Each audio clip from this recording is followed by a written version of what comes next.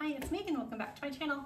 Today I'm going to be sharing with you some of my family's favorite soups. I have two that are stovetop and a couple that are crock pot as well. I'm also going to be showing you how easy it is to make your own homemade chicken broth, which is the base of a lot of the soups that I am going to be making in today's video. So let's turn the camera around and I'll show you what I made. Okay, so here's how I make my homemade chicken broth. It is super easy and it's basically free. So what you need is you just need a chicken carcass is what I'm going to be using. I just use the ones from the rotisserie chickens that I get from Costco after I pull off the meat. If I'm not able to get to it right away, I just stick it in a freezer bag and just throw it in the freezer until I have time to make the broth. So I have a frozen chicken carcass right here. Also in this bag, I've just been saving any kind of vegetable scraps that I have. So since it's soup season, I have lots of celery and carrot peels. There's onion peels in here and chunks of onion. You don't have to add vegetables if you don't want to. But I figure I just save them since I was gonna be throwing them away anyways, just to add some flavor to my chicken broth. So I'm just going to stick all of these contents into my crock pot.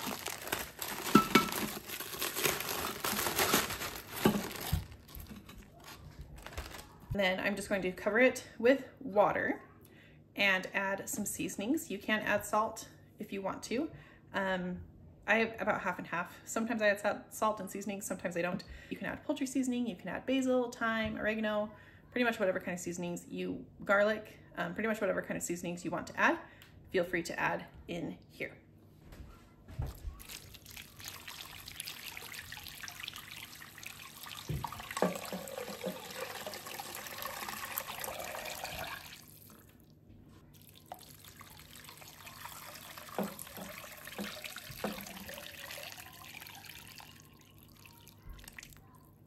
Okay, so this is an 8-quart crock pot and I have added about 12-ish cups of water. So now what I'm gonna do is I'm just gonna put the lid on and I'm gonna set this crock pot has a timer.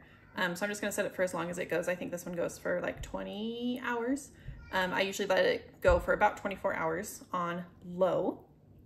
And then after that is done, I strain out my broth and I'll show you what that looks like next. So here I am just taking out all of my scraps and straining out the broth so that it collects down in my bigger bowl down below. I'm just doing this through a fine mesh strainer just to kind of get any of like the little carrot peels.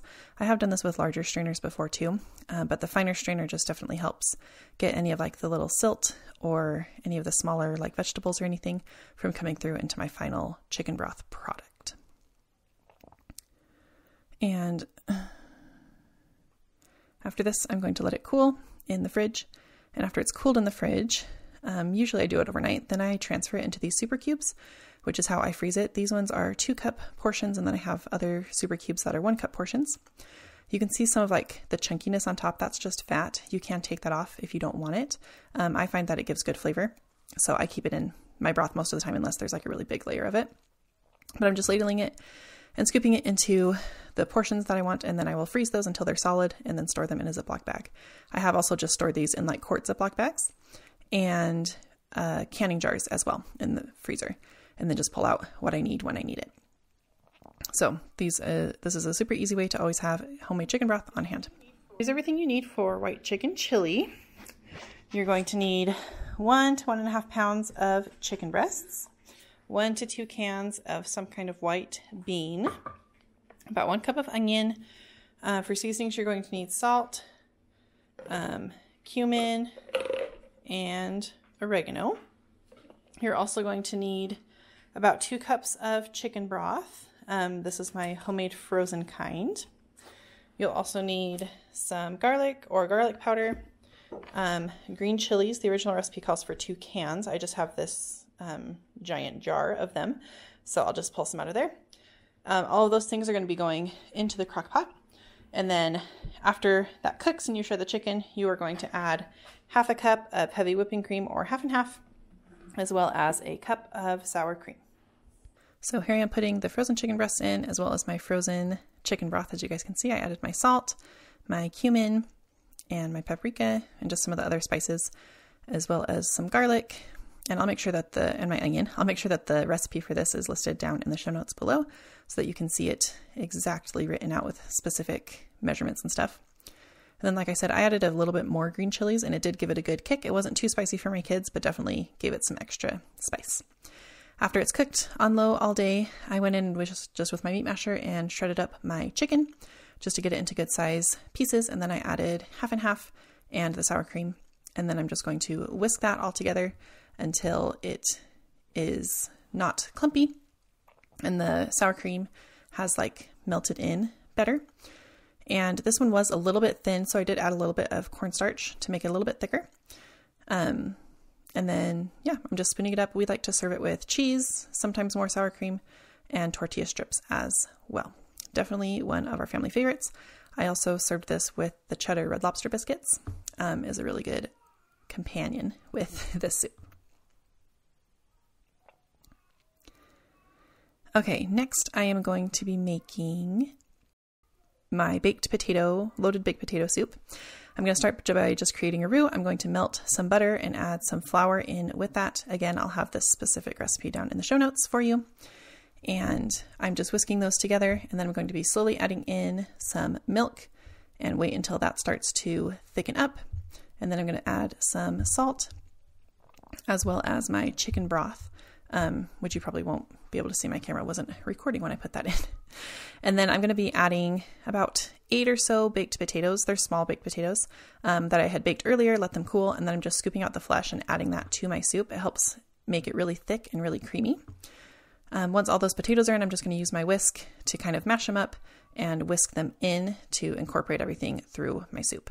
You can use like a meat masher or a potato masher if you want to. I just had my whisk dirty already, so that's what I chose to use. It wasn't probably the easiest thing to use, but this is another one of my family's super favorite soups. We make it multiple times every season. And after that's all mixed together, I add some cheese and some sour cream. And again, just mix that up a little bit more until the cheese and the sour cream are incorporated and melted. This one is definitely a soup that takes less than 30 minutes to throw together, as long as you have prepped your baked potatoes earlier in the day. And then we just served it with some bacon bits and some green onions on top. You can add additional cheese or sour cream if you want to. And then here I am going to make zuppa toscana. This is, again, one of our family's favorite soups. We really like soups here. So I'm going to start by browning 1 pound of sausage. You can use Italian sausage or hot spicy sausage, whatever you want. I'm just using a pound of breakfast sausage because that's just what I had. So I'm going to brown that. And while that's browning, I'm going to chop up an onion and add that to the browning meat as well so that it can start to cook and get softened. And I'm just going to continue to brown that and cook those things until they are, the meat is all browned and the onion is softened. I'm going to add some spices like salt, crushed red pepper flakes, and some garlic as well to help season those. And then again, just continuing to cook it until it's all cooked through. Once it's all cooked through, I'm just going to add a paper towel to like the end of my spoon and just kind of swirl it around to try and soak up some of the grease. You do want a little bit of the grease left to help you make a roux in a minute, but try to get most of the grease out if you can. So I'm going to add 2 tablespoons of flour and just kind of mix that in until it covers the meat and the onions. And then that's going to help thicken our soup. So I'm adding 4 cups of chicken broth. Again, that's my frozen chicken broth that I showed you earlier in the video. And while that chicken broth was melting and starting to come together, I was going to start slicing up my potatoes.